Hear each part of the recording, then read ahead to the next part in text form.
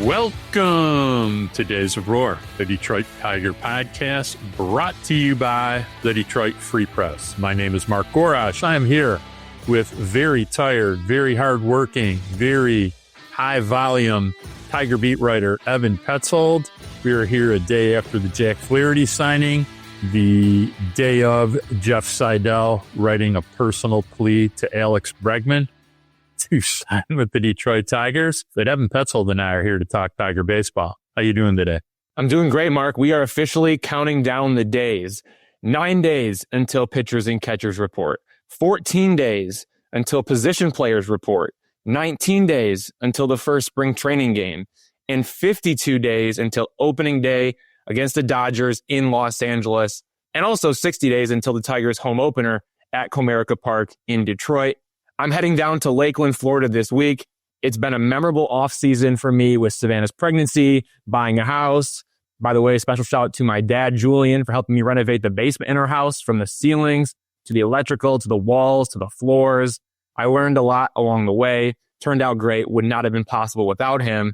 But after a memorable offseason, Mark, it is time for baseball. There's baseball in February, and we are in February. I couldn't be more excited to get to the backfields in Lakeland, Florida. For me, it's going to be 80 degrees and sunny here in a few days. There's nothing better than that feeling. On top of that, the Tigers have been making some moves, signing 2 players this past week. Right-handed reliever Tommy Kahnle to a 1-year, $7.75 million contract on Wednesday, and right-hander Jack Flaherty to a 2-year, $35 million contract on Sunday. If you haven't already, please check out the bonus and breaking news podcast for both of those signings. We talked for about 15 minutes on Kahnle and for about 20 minutes on Flaherty. But the Tigers have now made 4 external additions this offseason. Flaherty, Kahnle, Alex Cobb, and Gleyber Torres. The Tigers also remain in pursuit of free agent third baseman Alex Bregman, according to 2 sources with knowledge of the negotiations. Even after signing Flaherty, the Tigers are in the mix for Bregman, along with the Houston Astros, Boston Red Sox, Toronto Blue Jays, and Chicago Cubs. I'm told Bregman is considering multiple offers at this time. I'm not sure what the Tigers' offer is, but we know the Astros' offer is 6 years, $156 million. If I had to guess, and this is purely speculation, the Tigers probably need to do 6 years, $180 million to beat the Astros' offer. If something like that is what the Tigers are offering, which it very well could be, then I think Bregman will become a Tiger for 2025 and beyond. We're going to see how all this Bregman saga plays out, but we're getting closer to the finish line. The clock continues to tick towards spring training, and I know Alex Bregman is ready to sign. Well, I think I tweeted it this morning, and I mentioned on the Kahnle pod, I think this is the week, baby. This is the Alex Bregman week of he's signing somewhere. The question is, does he want a front-loaded, high AAV, shorter-term contract with a 1-year opt-out? Does he want to make a commitment to a team? I'll be fascinated to see what he does. I think the Tigers are in the driver's seat. They are not going to be able to wait it out like they did Jack Flaherty and have him fall in their lap. So if you want them, figure out a way how to get them. I think there's lots of ways to do that. There's not just one way. And as they say, it's never about the money. It's always about how much money. So let's see it. You right now have had a good offseason. Alex Bregman would make it a great offseason. So let's roll into question 1 of the big 2. Are the Tigers World Series contenders with Alex Bregman? 2-time All-Star, 2-time World Series champion, Gold Glove defense at third base, Silver Slugger offense in the middle of the lineup, one of the most respected leaders in baseball. Like, the list goes on, and we're not going to rehash it all.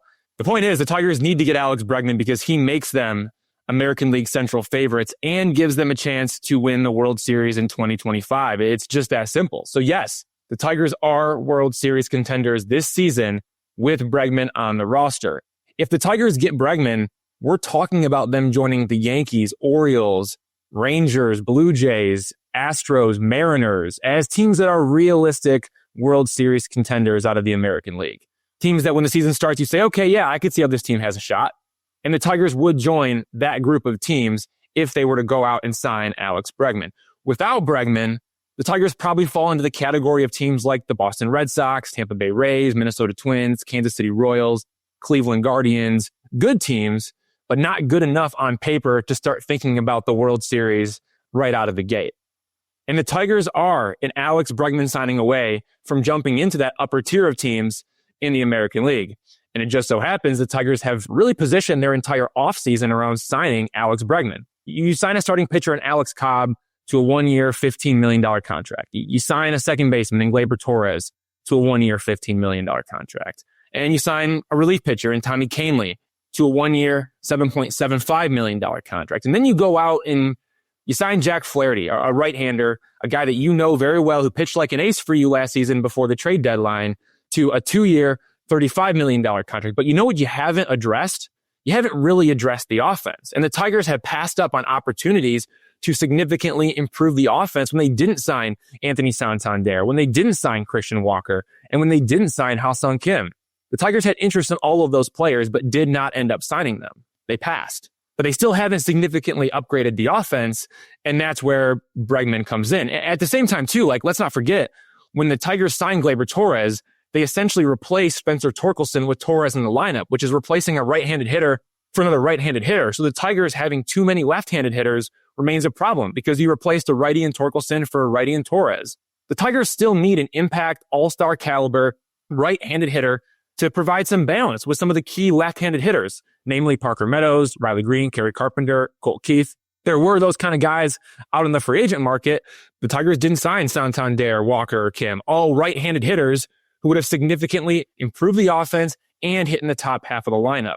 So the Tigers have built their entire offseason around trying to sign Bregman, and it just so happens Bregman hasn't signed a new contract yet. But, there aren't any other options to significantly improve things. So the Tigers, they're either going to stand pat with what they have, or they're going to go out and sign Bregman, and it's always been about Bregman. So that's why I think the Tigers will sign Bregman. Another thing, too, with Houston, I'm really not sure Bregman wants to go back to the Astros. Maybe he ultimately has to go back to Houston because it's the best offer. But do you think Bregman really wants to reunite with the Astros? Here's why I'm thinking that. The Astros put a 6-year, $156 million offer on the table. Bregman declines. And the Astros refuse to increase the offer. Then the Astros pivot to Isaac Paredes and Christian Walker. And then the Astros, seeing that Bregman's still out there on the market, put that same old offer back out on the table without showing any willingness to increase that offer. Why didn't Bregman want the 6 years, $156 million? It's because he would have been paid an annual salary of $27.5 million beginning in 2025, which is less than the $30.5 million he made in 2024. So Bregman would have been taking the yearly pay cut had he accepted the 6 years, $156 million from the Astros. And the Astros, they wouldn't increase their offer. So does that sound like a happy relationship headed towards a marriage? I sure don't think so. That's another reason why I think Bregman signs with the Tigers. But more importantly, I think Bregman signs with the Tigers because the Tigers have structured their entire offseason around him, and Bregman gives the Tigers the best chance to win the World Series in 2025 and 2026 before reigning Cy Young winner Tarik Skubal becomes a free agent. All things considered, Mark, what do you think? Where does Bregman end up? And are the Tigers really World Series contenders if they go out and get this guy? Can they win the World Series in 2025? Look, it's tough to say if anyone is going to win the World Series in 2025, but let's review a few things. One, I saw Dan Szymborski put out his ZiPS projections for WRC Plus today. Tigers were at a 97 WRC Plus as a projected season total, below league average. And what was really concerning to me is both the Angels and the Athletics were at 103 and 104. So what you're basically saying to me is by projection, the Tigers offense is maybe worse than both the LA Angels and the Sacramento A's. Not a good look, not a good way to be a legitimate World Series contender, especially having the pitching staff that they do and guys like Riley Green and Kerry Carpenter and Parker Meadows and the emergence of potentially Colt Keith. Not a good look, okay? So that's A. What would help that quite a bit? Well, obviously a third baseman who has been 4 WAR and close to 130 WRC plus the last 5 years, Alex Bregman. Alex Bregman, who got off to one of his worst starts of his career in 2024, was a 137 WRC plus from June 1st on. So, mentions of his demise may be a little premature. How are they going to get that deal done? Well, they've obviously said that they're not interested in giving him 7 years. I'm sure there's a deal on the table for 5 years and they could extend it to 6. Or maybe the idea of compromise might be to say to Alex Bregman, I'll tell you what we're going to do. We're going to offer you 4 years, $140 million, and we'll figure out some type of option for the 5th year, like, $30 million with a $10 million option. And maybe that's a way how to shorten up the term of the contract in a way that they can find palatable. But the bottom line is, if you're going to sit and wait and do nothing, you can lead the market or you can follow the market. So you got to make a shorter term contract offer almost not refusable if you're going to try to leverage that idea. And just waiting like they did for Jack Flaherty, I don't think it's going to work in this particular case. I think the ballpark works against you, although the team and AJ Hinch works for you. So, but yeah, you want to be a viable World Series contender. Alex Bregman is essentially the icing on the cake. Or just go 6 years, $180 million and get it done. Like, that's the $30 million per year that Bregman wants. He'll make the same as what he was making last season, so he doesn't feel like he's taking a pay cut. Like, I think that's what you'd have to do to get it done. I don't know if the Tigers have an offer out there for 6 years. I don't know if they want to go up to $180 million, but I think when you talk about, do you want to drive this market or do you want to follow this market? 6 years, $180 million. I think that allows the Tigers to drive this market and ultimately sign Alex Bregman. We also need to talk about the 2025 payroll. Like, the Tigers are adding to the payroll, and it's pretty significant when you talk about them signing their 4 free agents this offseason. Jack Flaherty, Alex Cobb, Gleyber Torres, Tommy Kahnle, 3 of those guys on 1-year deals, Jack Flaherty on a 2-year deal. But the 4 signings, those increased the 2025 payroll by more than $60 million to approximately $140 million, which is right around 18th among the 30 MLB teams. If you sign Bregman and you add another $30 million, that takes the Tigers to $170 million for the 2025 payroll, firmly inside the top 15 payrolls in baseball, but not inside the top 10. Sitting in that 13 to 15 range for 2025 payroll, that seems realistic to me. It makes a lot of sense. And it's not too much for fans to expect, especially when you consider I've heard the Tigers have been struggling to sell those home plate club tickets behind home plate. If the Tigers invest in their roster, maybe they're going to make some money on those exclusive, very, very expensive seats behind home plate. The biggest investment the Tigers could make to the roster is signing Bregman, which would lead to an opportunity to win the World Series. And fans in Detroit show up for winning teams. Look at what has happened with the Detroit Lions. Look what happened with the Detroit Tigers last season. Like, when you're winning, fans will show up. They will be all in. And when you go out and you sign a player like Alex Bregman, that not only says that you're ready to win, but it says to everybody in baseball, this is a serious franchise. This is a franchise that's not only ready to have a winning record, but to go out there and win the World Series. We got the best pitcher in baseball in Tarek Skubal. We got a ton of up-and-coming studs. And we have Alex Bregman, a guy who's been there, done that over and over and over again. To me, it makes way too much sense. I think, again, that 13 to 15 range for payroll across baseball. And keep in mind, when I'm talking about payroll for 2025, the only guys that are locked in and on the books for 2026 is Javier Baez at $25 million and Colt Keith at $4.33 million in 2026, because Jack Flaherty has that player option where he's going to get to decide at the end of the season. Only 2 guaranteed contracts for 2026, but the 2025 payroll, it's sitting at 140 right now and could go up to 170 with Alex Bregman if the Tigers end up signing him. To me, it all makes too much sense. The fact that they've structured their offseason around him, it's just the perfect fit. I think the Tigers need to go out there and get it done. And you're right, Mark. You can either lead the market or you can follow the market. And I think the Tigers are now in a position, after the moves that they've made, you can lead the market and go out there and sign Alex Bregman. We'll see if it happens this week. It's like I said, something's happening this week. All right, let's go to question 2 of the big 2. What Tigers player or players are you most excited to watch this spring training? I'm going to stick with one player, and I am most excited to watch Colt Keith for a couple of reasons. Just as a refresher, Colt Keith hit .260 with 13 home runs, 36 walks, and 110 strikeouts across 148 games in the 2024 season, the first year of his MLB career. I have high hopes for him in his sophomore season, and I think he has the foundation on offense to be an MVP caliber player at some point in the future.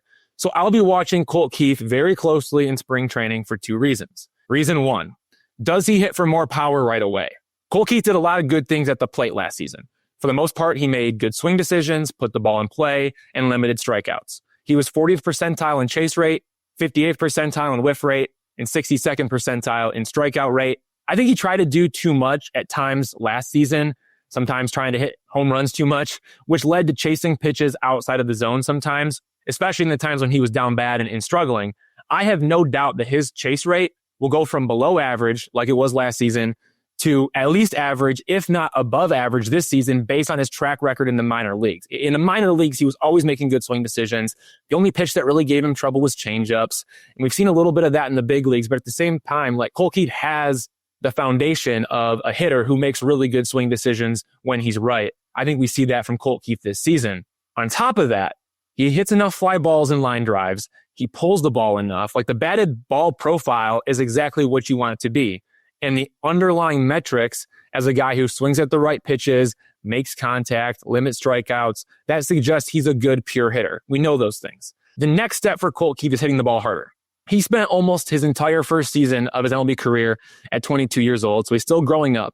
But his average exit velocity, it ranked in just the 23rd percentile at 87.8 miles an hour.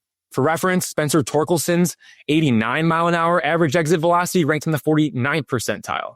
So if Keith can get into that Torkelson territory in average exit velocity, somewhere in the 89th mile an hour range, I mean, he's going to be able to hit 20 home runs in the big leagues because he makes smart swing decisions and he has high contact rates. If he can get into the Kerry Carpenter range in average exit velocity, which is in the 91, 92 mile an hour range, then I think we're talking about a guy who's going to be able to hit 30 home runs in the big leagues. So where is the exit velocity going to be? Talking like 87, 88 miles an hour like it is now, 89 miles an hour like Spencer Torkelson, or 91, 92 mile an hour like Kerry Carpenter. If Colt Keith can get his average exit velocity above 90 miles an hour, I think we are going to see a dangerous version in 2025. And then the second reason is, can this guy actually play first base? Because he's never played first base in his life, and the Tigers are counting on him to be an everyday first baseman this season. He transitioned from second base to first base after the Tigers signed Gleyber Torres, thus pushing Spencer Torkelson, likely to a role in AAA Toledo. But Keith has never played first base. I'm interested to see 2 things: the footwork around the bag and the instincts as ground balls are hit in his vicinity. I know he's been working with infield coach Joey Cora. I know he's a high IQ guy. That's why I believe Colt Keith is going to be fine at first base. But who knows? We haven't seen him. And he was worth -8 defensive runs saved at second base in 2024. By the end of the season, he really improved his footwork and his double play turns. We've already seen him develop on defense at second base. Now we're going to see, how does he develop on defense at first base? Does he look like a robot? Because that's pretty much Justin Henry Malloy when he plays defense. And that's why I don't think J-Hen is going to be able to be a first baseman. Or does he look way too loose? Because that's pretty much Spencer Torkelson on defense, and that wasn't good at times either. Or does Colt Keith look steady at first base? Not too robotic, not too loose. I think that's what you're looking for if you're the Tigers, and we're about to find out. My eyes, they're locked in on Colt Keith. Colt Keith, getting over 90 EV, not this year. But if he could get to mid 88s into mid 89s, probably got 20 plus homers. Defensively, looking for a few things. One, the only thing Spencer Torkelson does really well is scoop, and that's a primary skill set of a first baseman. Be interested to see how well Keith does that. 2, much better going to his left when he was a second baseman than going to his right. So not too much room to go to your left when you're playing first base. They got the foul line. So I'll be interested to see how he masters going to his right, and if he understands how far and when to go to his right, or is he going to wander into Miguel Cabrera, sleepwalking territory halfway to second base? That's a skill. The other thing, really interested to see, Torkelson never mastered this skill, which is pop-ups up over your head into foul territory. Really difficult play, not a play he's had to do a lot. used to have great angles at second base. Angles not so good when you play first base. So 3 skills: scooping, going to your right, pop-ups. Be very interested to see how he does. I think he had more defensive aptitude than we gave him credit for as a second baseman. We'll be interested to see how he applies it as a first baseman. All right, so let's move on to the player that I'm most interested in seeing, and that would be Riley Green. You talk about MVP potential. Riley Green has actual MVP potential. Let's go over a few of the facts.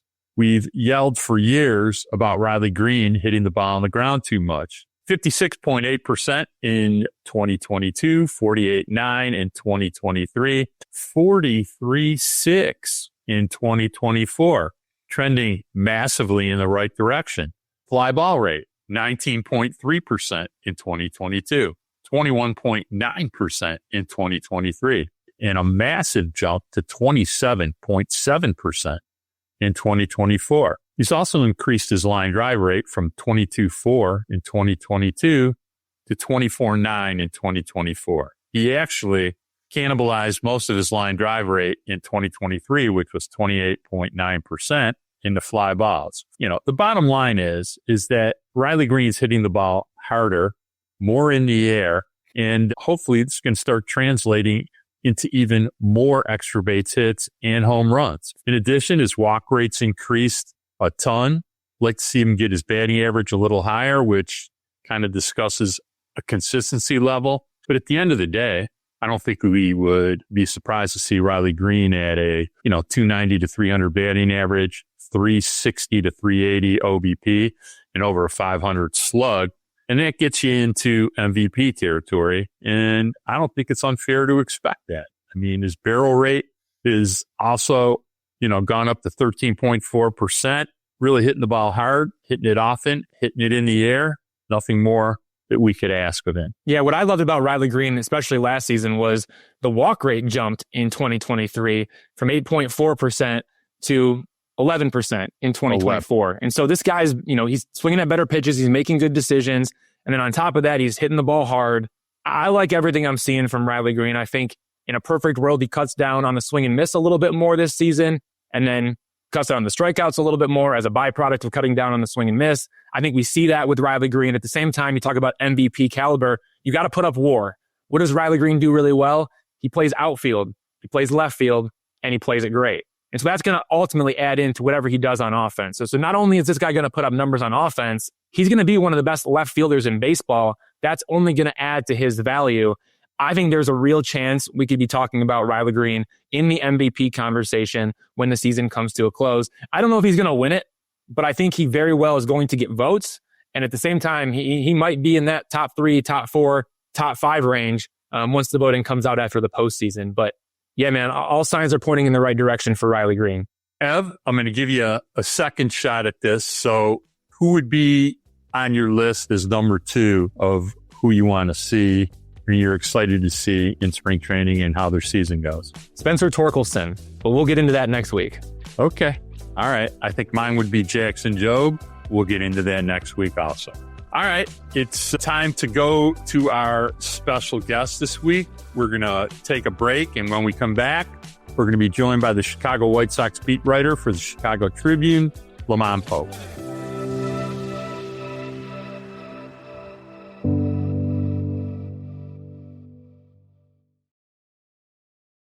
I'd like to welcome Chicago White Sox beat writer LaMond Pope from the Chicago Tribune to the Days of Roar podcast. For the first time, the podcast has now featured the newspaper beat writers from all 5 teams in the American League Central, myself included. But LaMond is the only beat writer among the group to cover the worst season in modern MLB history, the 2024 Chicago White Sox. LaMond, thanks for coming on the podcast. Hey, thanks, Evan. Thanks for having me. Appreciate it. So let's jump right into it. The White Sox finished with 41 wins and 121 losses in the 2024 season. What was it like covering the worst team in modern MLB history? I mean, Evan, one of the things that I love about our job is that you just never know what's going to happen on a day in and day out basis.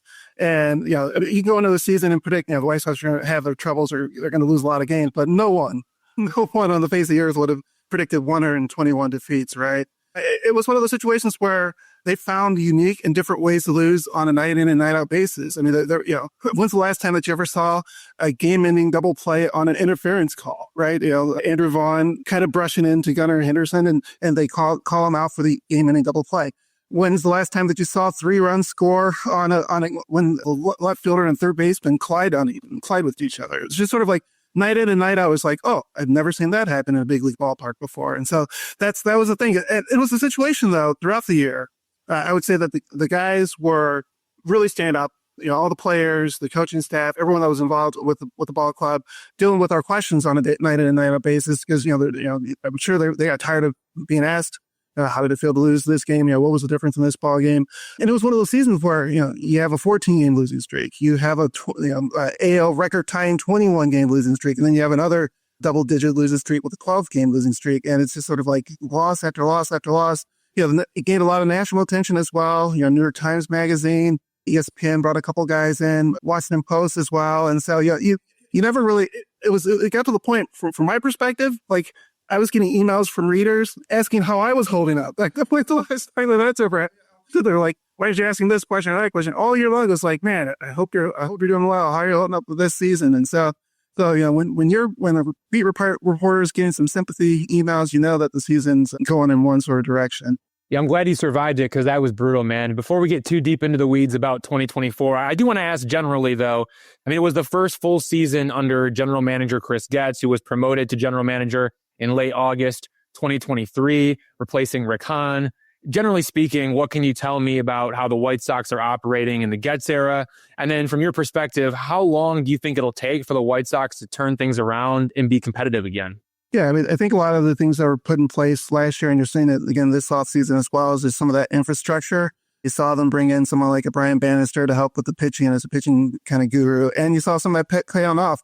Jonathan Cannon come on up. First time he came on through, kind of struggled a little bit, went back down to the minors, dealt with some of the mechanics, and was much better getting left-handed batters on out, and those some of the tweaks that were helped facilitated by someone like Brian Bannister. This offseason, they brought in some Ryan Fuller who was with Baltimore most recently, and so kind of for the offensive standpoint, trying to get that going as well. And so you see some of those pieces being put in place. You have some guys from the outside that they brought on in, someone like a Josh Barfield who had that success in building that Arizona Diamondbacks ball club.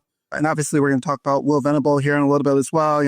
Someone who had obviously was part of that World Series winner in Texas a couple years ago. And so you're bringing in some outside voices, kind of doing some things to kind of mix things up from that standpoint. And so that's some of the big things that, some of the they're not sexy as far as like some of the things like outside of the Dominican, they're having a facility out there as well. And so some of those things are getting put in place that Chris has had a big role in facilitating. And so as far as like the on-field product, you're seeing a lot of the guys that made impacts. They're trying to, we saw just recently with the Garrett Crochet trade, they're not in a position to win right now. And so you're trying to build up the best way that you can. And this offseason, one of the emphasis has been trying to get as many potential offensive products as possible. And so that's, they're able to get 3 of the 4 guys that were position players in the Crochet trade.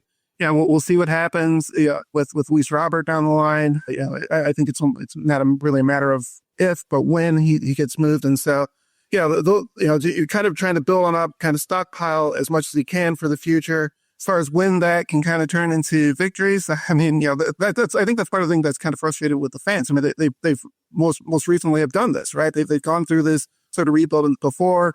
You trade away Chris Sale and you get back a Kopech and Moncada. You trade away, you get a Lucas Giolito. You get that young group. You get that young nucleus. You see those guys kind of build on up, and then you make the playoffs in 2020 and 21, but it doesn't pay on off at that ultimate goal. And so, the fan base is like, all right, well, we've seen this tear down and build up before. What's going to be different this time? And so, that remains to be seen as far as, obviously it was Rick Hahn and Kenny Williams with the previous one, and now Chris gets that opportunity. And so when that all pays on out, that's the $1 million question. But, right now they're in that early stages of trying to build up and try to make, get things better for the future of the ball club.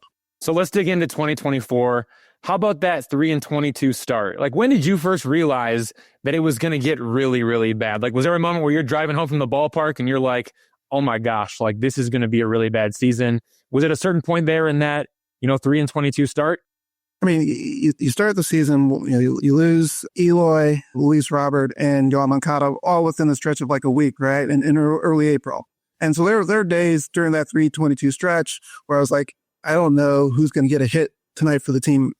So there's a series of Philadelphia. The first game, they didn't get a hit until the 7th inning. The next night, they didn't get hit until the 8th inning. And then the third night, I think the second night was against Wheeler, and the third night they're facing, or the third afternoon game, they're facing Nola. And I was like, oh man, I might as well start getting a no-hit story type ready. But luckily they're able to get hit in the first inning. And so, the fact that you go to a ballpark and have that, have sort of maybe like a possible no-hit story in the books. Obviously, when we get like to the trade deadline, we sort of have some of those stories sort of, but for me, it was like going to the ballpark and like, well, this might be a day in which they might not get a hit. And so that was just sort of the uniqueness of it all. Yeah, that 3-22 start, that was sort of like having gone through last year or the previous season when they had a 10-game losing streak and they were pretty much out of it in April. Yeah, I couldn't have imagined them off to a worse start, but they somehow were able to do that. And so that 3-22 start, definitely, you kind of start pivoting from that standpoint and start thinking, all right, well, obviously the playoffs are out of the picture, and you start kind of focusing on, well, what's the franchise record for most losses and things of that nature. And again, it really wasn't until maybe, I think June was when we started thinking, wow, they've got a pretty good shot. They've got an outside shot of breaking the all-time record. And then when they just kept losing during that 21-game losing streak, that's when it became sort of serious. And it's like, all right, they're going to make a serious run at this thing. And even the thing throughout the entire streak, which was interesting, obviously the last week, they get to 120 in San Diego, and then they have 3 home games against the Angels. And they had some pretty good crowds for those 3 home games, but a lot of those fans were there just to buy tickets to see them lose, and so they can be part of that history. And then they won all 3 games against the Angels, and fans were booing when they were winning. It was just such a weird. It's just another example of just how odd and bizarre, and just how interesting from my perspective, from a writer's perspective, it was covering that team. And then obviously losing game 121 in Detroit the night that the Tigers clinched as well. And so it's just sort of like, it was perfect seeing the Tigers celebrating, making the postseason, where the White Sox, of course, had set the record on that same night. How are the White Sox that bad? Like, on paper, they had some good players. You're talking about position players: Luis Robert Jr., Andrew Benintendi, Eloy Jimenez, Andrew Vaughn, Gavin Sheets, Paul DeJong. You look at the pitchers: Garrett Crochet, Eric Fetty, Michael Kopech. Like, to me, there's more talent there than 41 wins would reflect. And I know injuries are part of it, but like, what happened? Because to me, looking at it from afar, the White Sox just seemed like a really dysfunctional group of players. That's just my opinion. You were around the team every day. But how did that talent that I just, listed off, how did the talent in that clubhouse produce just 41 wins? Well, you mentioned the injuries. Let's start there. Obviously, when Yoan only played 13 games, right? And one of those was a pinch hit situation late in the season in Anaheim. You lose Luis Robert, who had a phenomenal season in 2023, sort of showed all that potential that he has, and he gets injured and he misses almost 2 months. And so there's the heart and soul of your lineup. There's your potentially your number 2 and number 3 hitters out of the lineup for practically the first 2 months of the season. The offense just never really got clicking. Obviously, Andrew Vaughn got off to a really slow start. He had a much better second half. Andrew Benintendi got off to a really very slow start. He had a really good second half. And so when we have those injuries combined with some of the other guys getting off to slow starts, you're just not producing anything offensively. They added Tommy Pham early on, and he was able to, kind of really the only kind of juice that they had from the offense perspective. Paul DeJong did hit a number of home runs, and he was kind of a productive player. I think you give them more than what probably what the team expected from that standpoint. But when you lose so much of your core early in the season, and you're in so many tight ball games, it might be a situation where even if Garrett's pitching well or Eric Fetty's pitching well that particular night, it's a 3-2 ball game, and you don't get that extra hit, you don't get that big hit when you need it, and so it just sort of snowballed. One day they get really good pitching and the hitting wouldn't show up. One day they get really good hitting, and then the bullpen would blow it late. And so, and you mentioned Michael Kopech. I mean, it was a situation where he was making that transition back to the bullpen. He had a stretch there where he was really productive. He had that immaculate inning against the Minnesota Twins. And then he had that stretch where it just seemed like everyone was sort of keying in on his fastball, and it resulted in a couple walk-off home runs. And so, and then he kind of got back on track right before he was dealt. And so it just seemed like everything that could have gone wrong went wrong, an epic play. And so after they made all the trades at the deadline, it became a little bit more about development and seeing what these guys can do. There's sort of situations where like you might pitch, like if you're, I remember like Dominic Fletcher, the right fielder, he was facing Tanner Scott in a late game situation out in San Diego, lefty versus lefty situation. In a normal situation, you would maybe pitch hit for him. But in that sort of, you want to kind of, the White Sox are in that position where it's like, all right, we want to see what you can do in this sort of situation. So those type of things, once they kind of got, well out of it, just sort of see what they can do from the developmental standpoint as far as that standpoint. You're still trying to win games, but also you want to kind of see what those guys can do from that standpoint. And so, again, what could have gone wrong did go wrong almost on a nightly basis. And it was just one of those situations where he didn't really have that stopper. With someone like Garrett, after the All-Star break, right before the All-Star break, exactly, to be precise, they started putting him on a little bit of a pitch count. He would only go about 4 innings and things of that nature. And so even if Garrett, struck out 8 or 7 in those 4 innings, he was out of the ball game. And then, the bullpen was taxed because you're kind of trying to figure out how can you cover the last 6. And you had Garrett in that situation. You brought back Davis Martin off of Tommy John surgery. And so 2 of the 5 nights, you're taxing your bullpen because those guys can only go a short number of times. And so, you always found a way. There's always going to be, you might be able to cover innings 5, 6, and then maybe the 7th blow up or something along those lines. And that would happen on a night in and night out basis for the ball club. We're here with LaMond Pope, White Sox beat writer for the Chicago Tribune. The big news from the season was the White Sox fired Pedro Grifol in early August. He has since been replaced by Will Venable, who was hired in late October.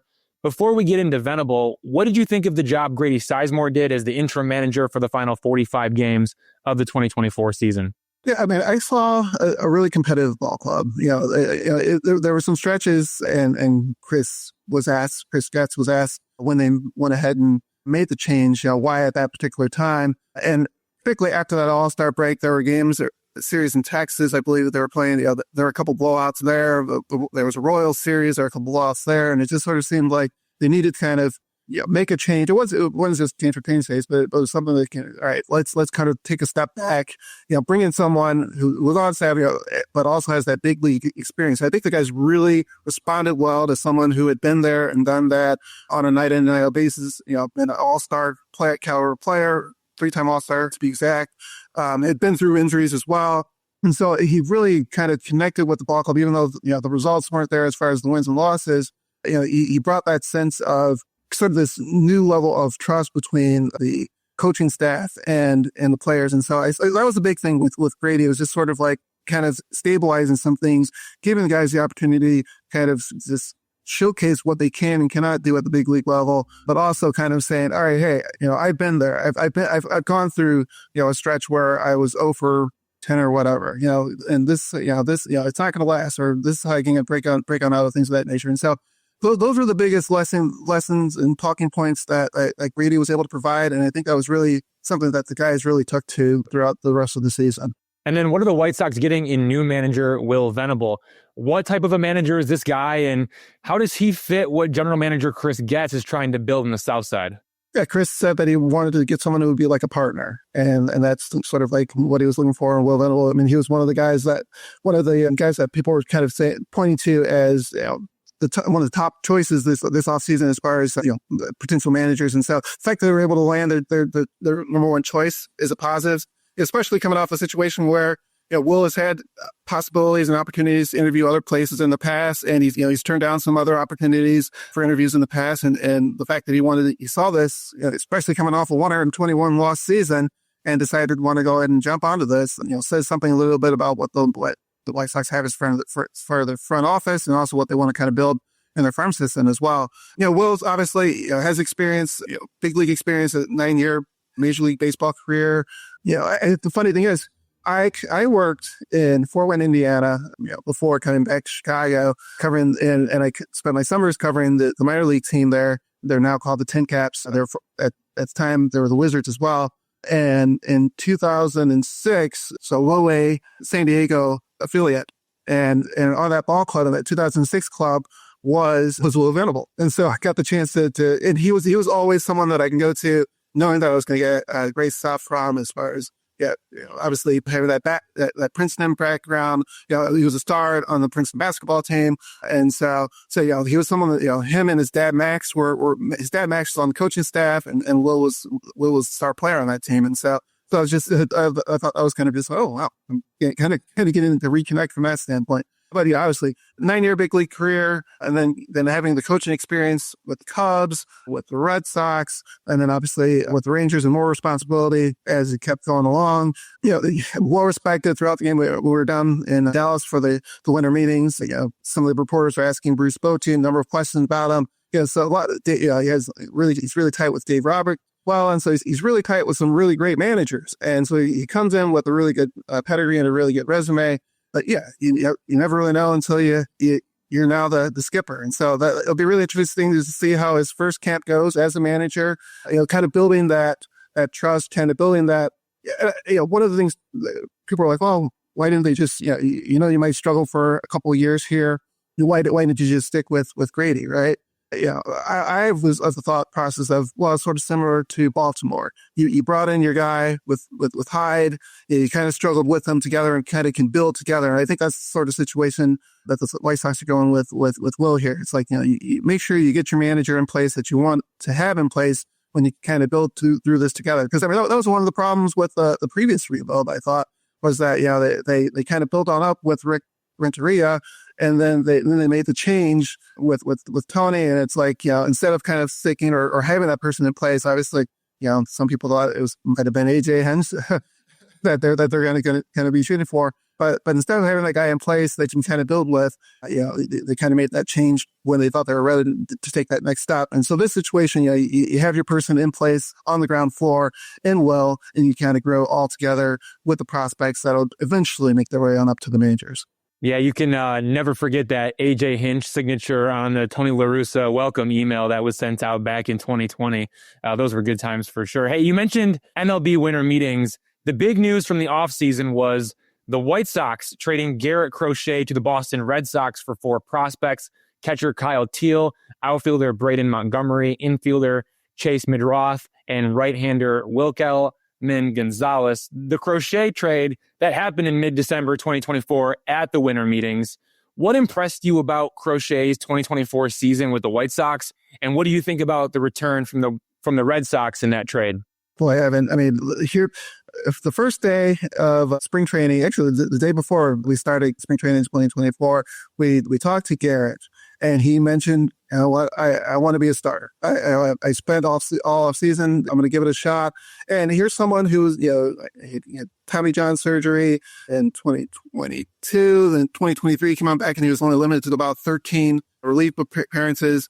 Obviously a former first-round draft pick. But he had always been used out of the bullpen, and so like you're kind of like, all right, well, let's see how this experiment goes. His first outing in the spring was against the Dodgers, and it was facing Ohtani, Batts, and Freeman, and he set those guys down in order. I was like, all right, well, but that's just one. And so, but the fact that he had the mindset, I want to be a starter. I put in the work to be a starter, and then not only to do it, but to have the success that it just shows the sort of makeup and character that Garrett Crochet has, and to become an all-star, just to be a guy that you can kind of depend on every fifth day. He was someone who, in some of those situations in the past, if you're making that transition from being a reliever to a starter, you might get shut down towards the end of the season, right? Especially in this case where you might be someone who's going to be trade bait at some potential time. But he wanted to go through, and he was able to kind of talk with White Sox to make sure, hey, I want to be able to kind of at least make 30 plus starts, kind of go through the motion of making those 30 plus starts. And so, and they agreed as well, just sort of say, all right, he wanted to go all the way from the beginning of the year to an end of the year and show that he can do that. And so that, again, that just sort of speaks to the mindset that he has. And so the Red Sox are getting a really good one in Garrett. As far as the return, and we're going to maybe talk about this a little later on, you get in all 4 guys have been placed in the top 15 as far as White Sox in the White Sox farm system, as far as rated by MLB.com. Kyle, it'll be a really interesting situation from the catching perspective, because you add in Kyle. We also have Edgar Caro as another top prospect from the catching perspective. So those 2 guys are going to be, they're almost ready, I'd imagine, to be major league ready. But you already have Corey Lee as your everyday starter. You add in a Matt Thaiss you traded him, you acquired him in the trade from the Cubs. And so you have a number of guys already in place from that catching perspective. But, one thing that Chris Getz said is that you can, catchers are like gold. And so you can never get as many. And so, Kyle obviously brings that to the mix. Braden Montgomery had a great season at Texas A&M, but then he got injured during the College World Series. And so he missed all the rest of the season, didn't get the opportunity to participate, with the Red Sox in their farm system. But, so it'll be really interesting just to see what he can bring to the mix. He's both Kyle and I think all four are in spring, are going to be at the Major League camp for spring training. And so Chase is someone who has a really good on base percentage, has a really good eye at the plate. He's a guy that could make of the three position players, he probably has the best chance to make the ball club out of spring training. Because there's questions at second base. We'll see what happens with Colson Montgomery. I lean towards thinking that Colson's going to be the shortstop, but he's going to get every opportunity. But Chase's versatility, the ability to play second and short, and things of that nature, and the fact that he gets on base means that he's going to have a pretty good chance of making the ball club out of camp. And so and that again, that's sort of what they wanted to get in a situation with this trade or any of these moves to kind of build on the position player standpoint. There's that sort of stats, because when you take a look at their farm system, their number one prospect Schultz, their number 3 prospect Hagen Smith. There's two left-handed pitchers who can kind of sort of envision that they hope are able to kind of slot on into the top of the rotation there. So the pitching prospects, they feel they're kind of comfortable there, and they want to kind of build on up with their position players, and that's what they're able to kind of do with the Garrett Crochet trade. Need to ask you about some more prospects, because the American League Central has a lot of really good young position players who will be MLB players in the near future. Especially on that position player side, it's really impressive. The White Sox have 6 players on MLB Pipeline's top 100 list. The Tigers have 6. The Guardians have 4, the Twins have 3, the Royals have 3. But the 6 prospects from the White Sox on that list: left-hander Noah Schultz, catcher Kyle Teal, left-hander Hagen Smith, shortstop Colson Montgomery, outfielder Braden Montgomery, and catcher Edgar Caro. LaMond, talk to me about those players. Yeah, let's start with the two lefties. Noah Schultz, obviously both first-round draft picks. Noah Schultz, he was someone who, drafted out of high school, and so they've kind of taken their time kind of building him on up. This last year, he was someone who didn't go more than 4 innings in any of his starts, but they're going to, get him more ready this time around. This season, he's going to go on, get lengthened on out. And so he's going to be able to take that next step. He's going to be there in camp, just sort of getting that feel for, I don't know how long he'll be in camp, but at least those first couple of weeks, kind of getting that feel for what big league camp is like. Hagen Smith, their first round draft pick this last year, he made, I think, like 3 starts after joining the team from Arkansas. Electric stuff as well. And so you get those 2 lefties, and again, they sort of envision those guys being the headline guys at the top of that rotation here in the not too distant future. But the catchers, as was mentioned with both Kyle and Edgar, it's going to be one of the really interesting things to watch this spring. Is just sort of like how they perform and what kind of decisions White Sox make with both those guys, because I think they're both knocking on the doorstep. Edgar, towards the end of last year, I think during the Anaheim series at home, he was on the taxi squad, and so just sort of getting a taste of what big league life was like at the end of the season. Switch hitter. So sort of situation where you have 2 guys that can potentially make an impact there, either behind the plate or trying to figure other things out to kind of both get those guys into the lineup. Colson Montgomery, another former first rounder ad pick. Yeah.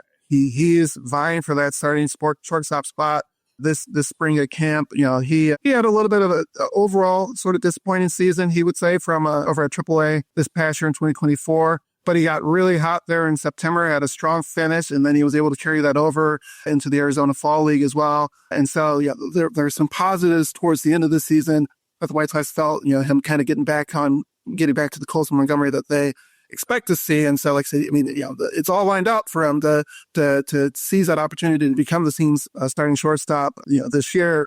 It sort of just depends on how things go this spring and if you can kind of take advantage of that opportunity. with Braden, just getting started with his big league, with his professional career, coming out back off the injury. I had a chance to actually talk to him a little bit at the Sox Fest that was just held this past weekend. And so, he was someone who was really excited about just getting that opportunity to be in big league camp as well, and just sort of taking advantage of just talking to other guys, with major league experience and getting his feet wet and just sort of seeing, what he can potentially do on the line. And so, there's a lot of excitement with a lot of those guys, but, there's that top low guy, Colson, I think is the guy that's the most immediate guy that could be able to help the ball club right out the bat. And then again, with those two catchers, just to sort of see what situation is going to be with those guys. That's going to be one of those things that we're taking a look at all throughout the spring camp. Last question for you. What is the vibe like for the White Sox going into the 2025 season? I know it's early, but what would be defined as progress in 2025 for the White Sox? Yeah, and we asked both Chris and Will Venable that, last week when we had the opportunity, or a couple weeks ago when we had right before Sox Fest. And, the wins and losses, it's going to be one of those situations. I remember before last season, someone asked, well, how many games are going to win? And it's like, well, it's kind of tough to lose 100 games. They just lost 101 the previous year. And I was like, things have to go wrong for them to lose 100 games. And then they went out and lost 121. And so obviously it's a situation where, again, the offense, I don't know what we're exactly going to get off the offense. I mean, what's going to happen with Luis, right? Luis, that'll be another question mark as far as, I think it's more of a question of, it might be the situation. Obviously, this past week, there were some reports about the Reds at one time being one of the teams mentioned in some of those trade talks. We were at the winter meetings. Chris mentioned that there was a lot of interest in Luis Robert Jr. And so I think, it might be one of those situations where, all right, teams want to see how healthy he can be. And if he's ready to go, then you go ahead and make the trade there. I think from the White Sox perspective, you kind of hold out to get the best sort of situation that you can. There's no real rush in trading Luis Robert Jr., in the next 2 days or so. Now watch, they'll go ahead and make a move as soon as we get done. But you need a situation where, if you have Luis for a little while, if you have Andrew Vaughn, you want to see Andrew take that next step. We've been talking about that for the last couple of years. Can Vaughn take that next step at first base and be that power source and productive bat at first base that you need? But, there are questions at third base, there are questions at second base, your outfield. Outside of Luis, Benintendi had a really strong second half, but, again, it's Mike Tauchman, you added Austin Slater, and so there are pieces, but as far as just sort of like the overall production, what's it going to go like on a night in and night out basis from the offensive perspective? And then from the starting pitching, I like the makeup of the starters. I like what I saw from Jonathan Cannon. We both saw what Sean Burke can do towards the end of that season and that last series there in Detroit. So you have some young, Drew Thorpe, one of the pieces that they got from the Dylan Cease trade as well, has a really good changeup. And so from the starting standpoint, you add in Martin Perez, so your rotation is okay there. But again, the bullpen, I don't know how that mix is going to come on out. There's some openings there as well. And so as far as here's a club that can win, 10 more games than last year, right? And still have 100-loss season. And so I think it's more just sort of like the development that you see throughout, not only at the big league level, but also at those lower levels. Is Noah Schultz making that next step? Is Hagen Smith taking that next step? How soon do we see a Kyle Till and an Edgar Caro? Can Miguel Vargas, who struggled mightily when he came on over from the trade that they made, can he put on some weight during the offseason? How will that translate? Brian Ramos, he got a little bit of a taste throughout last year as well. How if he gets a little bit more, what can we see from him as well? And so it's like, how can these guys that you project as your future, how can they take that next step? What does 25 season look like for Colson Montgomery as far as not only getting up to the big leagues, which we all know is going to happen, but what kind of progress can he make throughout the season as well? And so I think the big thing is just seeing the development, seeing the next step that some of these guys down at the farm system or just coming up to the big leagues can make, and then kind of going from there. All right, Lamont, that's all we have for you. But after 41 wins in 2024, let's see if the White Sox can break 50 wins in 2025. No matter what happens, though, we'll see you April 4th in Detroit for the Tigers home opener against the White Sox at Comerica Park. Until then, thanks for joining the Days of Our podcast. Let's get you back on the show at some point down the road. Anytime, Evan. This was great. Everyone, that was Lamont Pope, White Sox beat writer for the Chicago Tribune. We have more to discuss in this week's episode as spring training approaches, but first, let's take a break.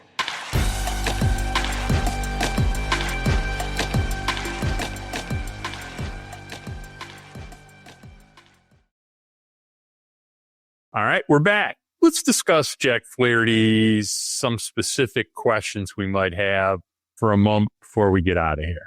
Injury concerns with Jack Flaherty. Let's review them.